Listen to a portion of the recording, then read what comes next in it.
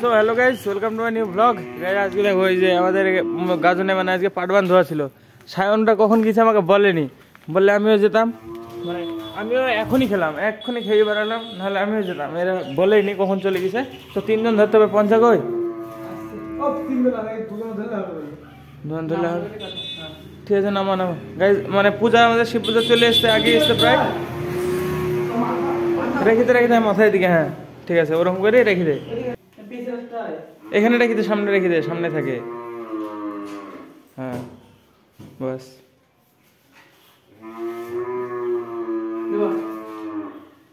কি এটা? সিলভারের, এই সিলভার পেজ চার্জার কে দিয়েছে?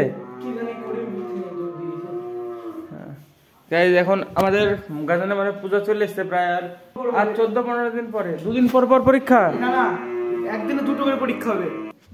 গরুটা চড়ার টাইম হয়ে গেছে তো গরুটা চিল্লি শেষ করে দিচ্ছে। আমার মানে এত জোরে আওয়াজ আসছে, কি করবো? সেকেন্ড টাইম দেয় না, 1 সেকেন্ড টাইম দেয় না, এমন করে চিল্লা, এমন রাগ হয় কি বলবো। 12-13 দিন আছে শিব পূজার, তারপরে আমাদের কামান টামান শুরু হয়ে যাবে। আর সায়নদের দিনে 2টো করে পরীক্ষা হবে। কবে তার শুরু? কত তারিখে? 4 তারিখে। 4 তারিখে শুরু, তার মানে 4 দিন হয়ে যাবে। এক গ্যাপ নাই তোর মধ্যে?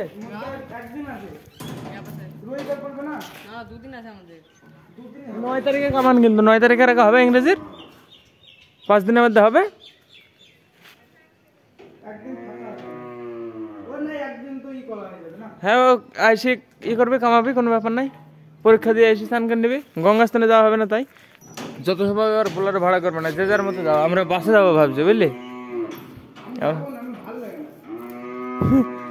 হ্যাঁ, বমি করে গাইজ, যেতে যাই পারে না, বোলারটাতে ফাঁকা জায়গায় যেতে পারে না, বাসে কি করে যাবে? চলো দেখি এবার, আর বেশি দিন নাই গাইজ, তারপরে সব পুরো মন্দির ভর্তি হয়ে থাকবে গাইজ।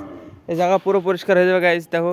আর এখন তো এবার তো মানে খাটনিও নাই, মানে সব মোটর আছে, তো এবার জল দিতে কোনো খাটনি হবে না, জল দেওয়া আরামসে হয়ে যাবে। আর না ছাড়া প্রত্যেকবার আমাদেরকে খাটনি করতে হয়, তাই না রে?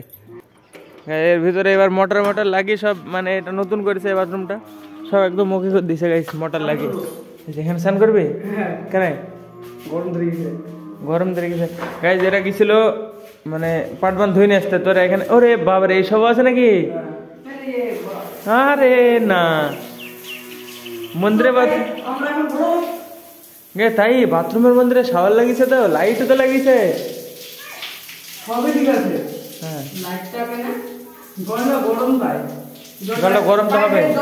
গরমই ঠান্ডা এরকম মজা করে ঠান্ডা গেছে। হ্যাঁ, ঠান্ডা গেছে। স্নান কর এবার, তো ভালো হবে তাহলে। হ্যাঁ গাইস, হ্যাঁ স্নান কর। হ্যাঁ চলে গেলাম আমি। একটু পরে বিকালে পড়া আছে নাকি? 4 মিনিট পড়া আছে বিকালে? হ্যাঁ হ্যাঁ, তাহলে না পড়া নাই, তাহলে বিকালবেলা ঘুরে বেড়াবো। কি এটা? খুরমা দেয়? হ্যাঁ হ্যাঁ, খুরমা দেয় তো।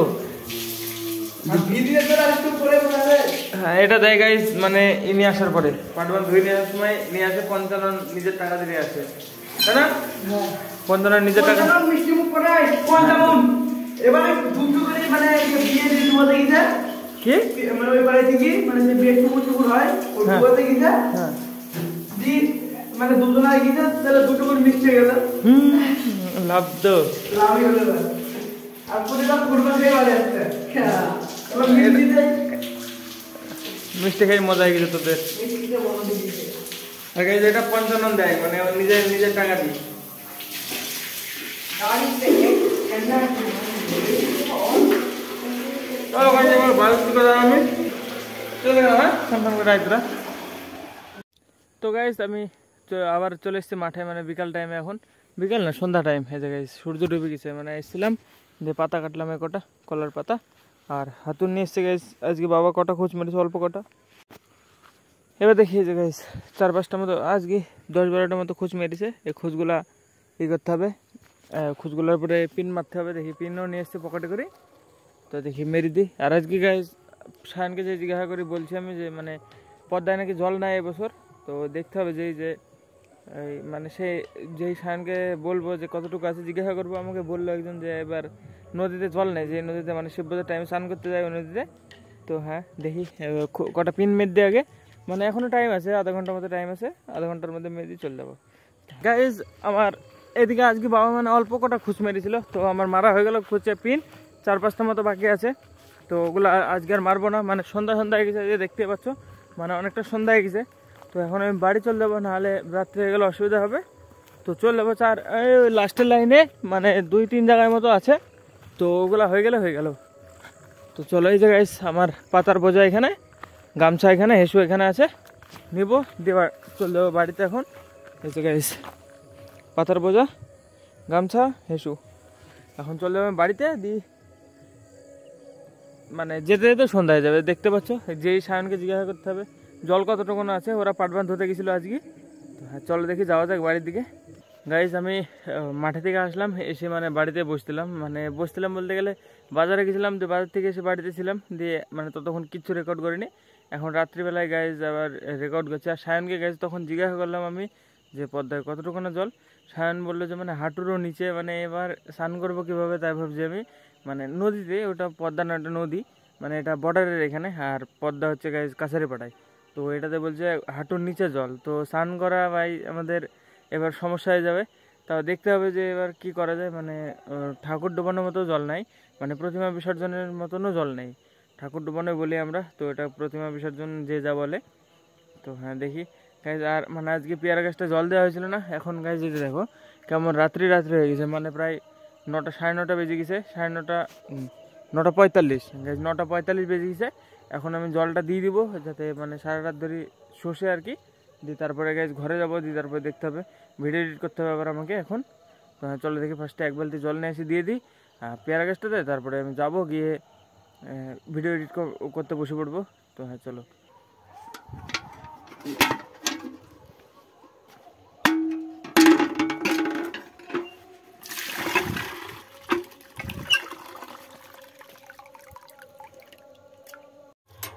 এই দেখো গাইজ, মানে জল দিইনি, তো মানে নেহরে ভিজা আছে, দেখো দেখতেই পাচ্ছ।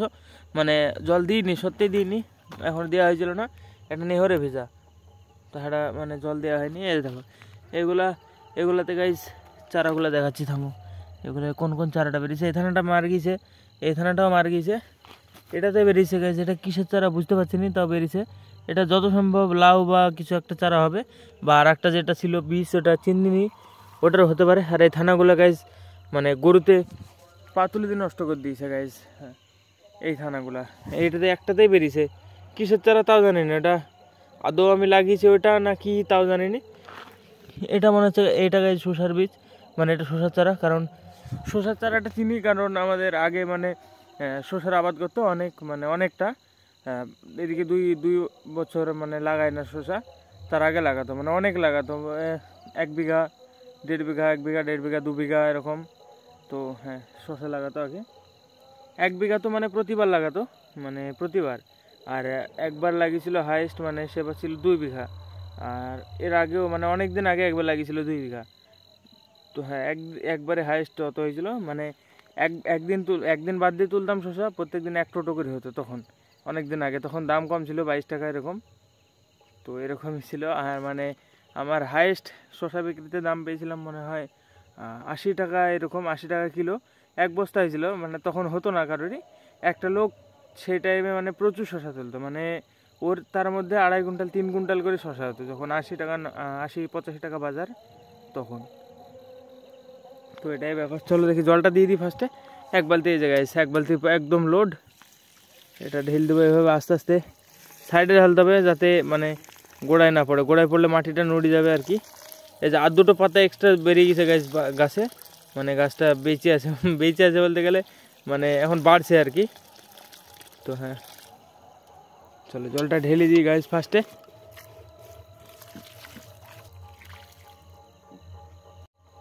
এই জায়গায় যেভাবে দিলাম, এটা আস্তে আস্তে মানে শুষে নেবে মাটিতে, খেয়ে নেবে টুকটুক করে আস্তে আস্তে যতক্ষণে পারবে।